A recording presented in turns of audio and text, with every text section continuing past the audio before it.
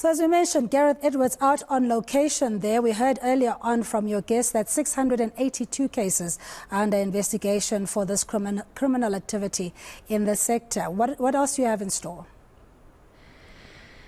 Yeah, quite right, Cindy. Morning, everyone. Welcome back to, as you mentioned, this undisclosed location, a construction site out in Roodepoort, out in Honeydew. For obvious reasons, we're not going to tell you exactly where we are for safety reasons, not necessarily just for us, but because we're talking construction and construction mafia, obviously we're not going to give details of the developer and the kind of work that they're doing. Yeah, 682 cases, over 700 arrests. That's according to Sihle Zikalala over the weekend. Jordan Hill-Lewis, the Cape Town mayor, also over this past few days, talking about getting more security into Western Cape government projects to try and ensure that these construction mafia elements are not holding up any kind of construction. Just to give you a sense and remind you, if you weren't with us in the last hour, a construction mafia, I'll surmise very quickly for you, is essentially a business forum that may or may not have tendered for a construction project. They weren't given it. As a result of that, they go onto the construction sites,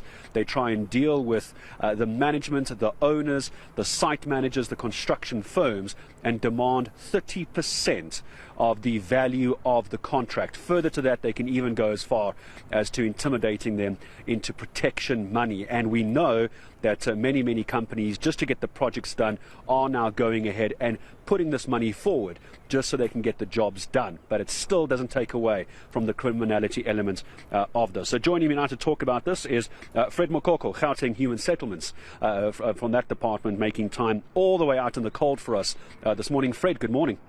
I appreciate it is a bit cold, isn't it? Yeah, it really is. This is such a bricks and mortar issue, which is why this speaks very nicely with an issue that I'm sure you're dealing with at the moment. So I set the scene for the construction mafia, long-standing issue. Just give me your sense, in Gauteng, how bad is this problem? What does it do for you trying to get your job done?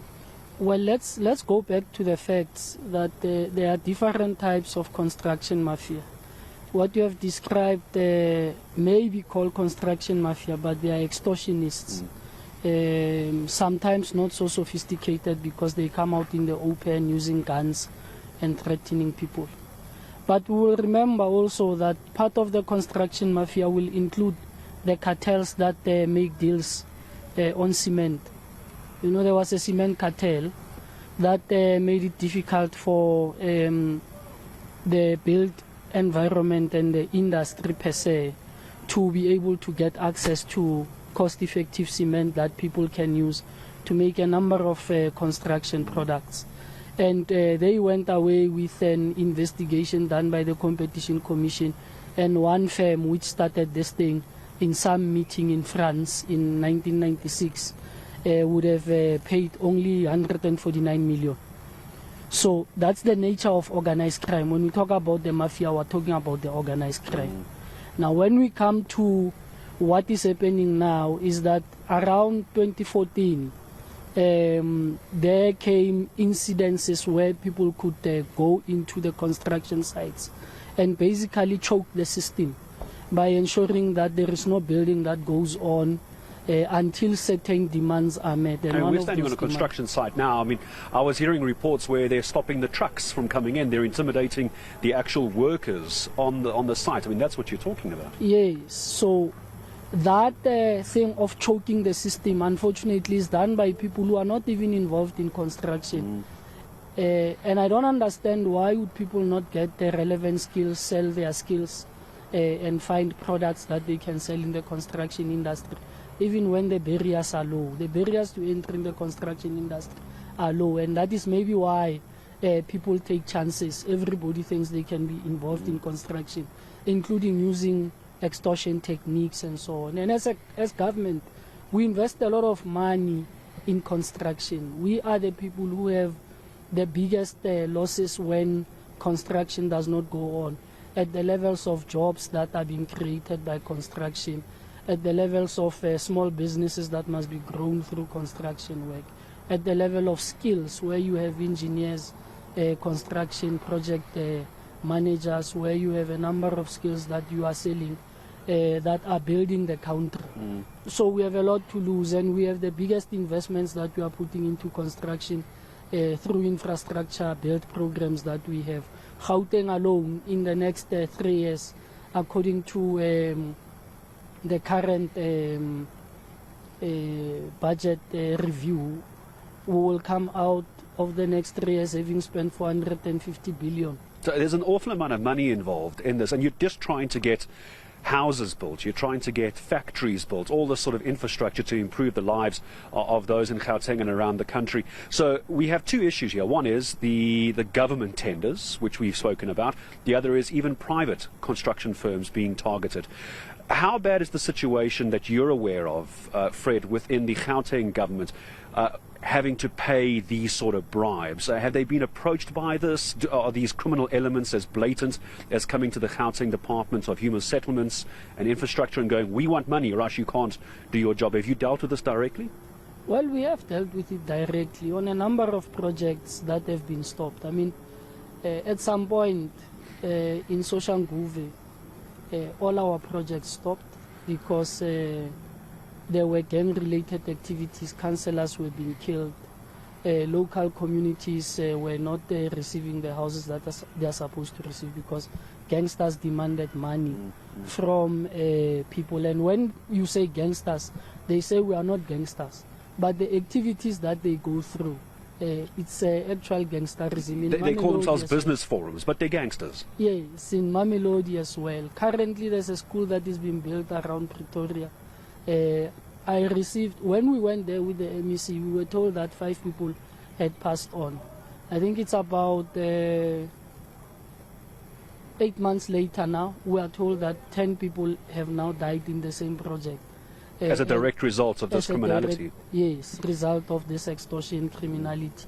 And the problem also is that the whistleblowers do not follow through. They will give you information now. When you make a follow-up, they are not following through with the information. Through intimidation, as a result, they're scared for their lives. I want to ask you this, Fred, just in closing very quickly. What do you think the solution is here? We're hearing that there's going to be the special criminal units of the SAPS getting involved. Jordan Hill-Lewis from Cape Town, the Cape Town mayor saying hire more security guards, but that comes at a price as well. What do you think the solution is, just as I say goodbye? Look, when you are dealing with organized crime, you need a forum of solutions. You need a bigger stakeholder to be engaged. When we're dealing with organized crime and big types of crime, there was business against crime that partnered with government. And those solutions that came about from a municipality like the city of Johannesburg and the provincial government were as a result of the impact of the relationship that business against crime, including the resources that business have, which government may not be able to have at the same time, or the resources that government have that the private sector have not gotten access to. So, and secondly, government used to effectively use their monopoly of violence. You are a government because you are able to protect the country, the security of the people, as well as the corporations and businesses. And that's how you continue to be a state. Now, we can't continue to be a state if people do as they wish. And you need that multiplicity of solutions to come in. And for solutions to come only from the private sector or only from government will actually open up more gaps for this thing to grow as it has been growing. And people don't seem to be arrested. I don't understand how a person can come to you, put a bullet on the table and say it's 17 rands. Effectively, your life is worth 17 rands if you don't respond to the demands that you have made. And no one makes a follow-up and no arrests are made. And those things are things that must be seriously followed through. It's not a matter of leaving them to the state only or to business only. Yeah, the collaboration, as always, as far as public-private partnerships go and getting a real impact on the ground, this could be one of those. Fred, and I appreciate you making time. It's a very, very cold morning. I know how cold it is, and thank you for coming through to speak to us. Fred Mokoko from the Human Settlements Department here in Gauteng. Just that story he's referring to, I spoke about it earlier.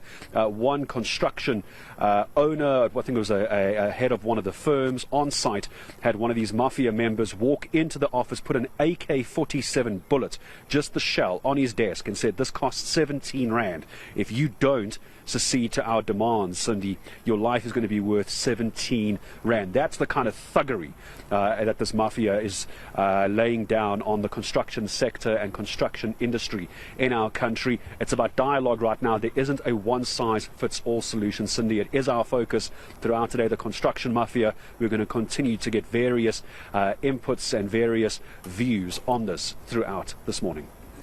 Gareth, just a quick one as well. I mean, as you mentioned, we cannot disclose the location because of the sensitive nature of what's going on with the construction mafia. But in terms of delays and penalties to the developer as well that they have to incur over and above having to pay so-called protection money, do you have a rough estimate as what the impact has been at that location?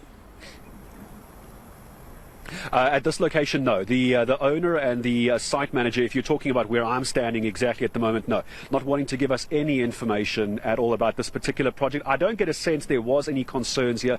This is a very, very small construction site. And I certainly, me or my producer, weren't given the sense that there's an issue at this particular construction site. But to your point of delays, the issue coming in, we'll discuss this later with someone who investigated this issue, is what ends up happening, Cindy, these other projects, perhaps these bigger development projects from government and these massive construction projects where you're talking millions and millions, hundreds of millions, for example, what they end up doing there is they go ahead and pay this some 30% of the contract value just to get the work done, just to get the workers back on site, get the concrete flowing, get the bricks going up as well. But the problem there is the argument is that starts legitimizing this kind of behavior. So that's the sector as a whole. At this particular site, I wasn't given any impression, and Gloria, my producer, asked the question directly. No issues per se at this particular site where I'm standing at the moment. Hope I answered your question. All right. Thanks indeed. Gareth Edwards out on location as we cover the construction mafia and the impact it's had on the build environment and those that are legitimately given business or awarded businesses because they comply and they fit the criteria. They've got the body of evidence of work that they have done there. Then the opportunists will come in and try and derail that particular project. So that's our focus this morning. And thanks so much to the team out in Honeydew.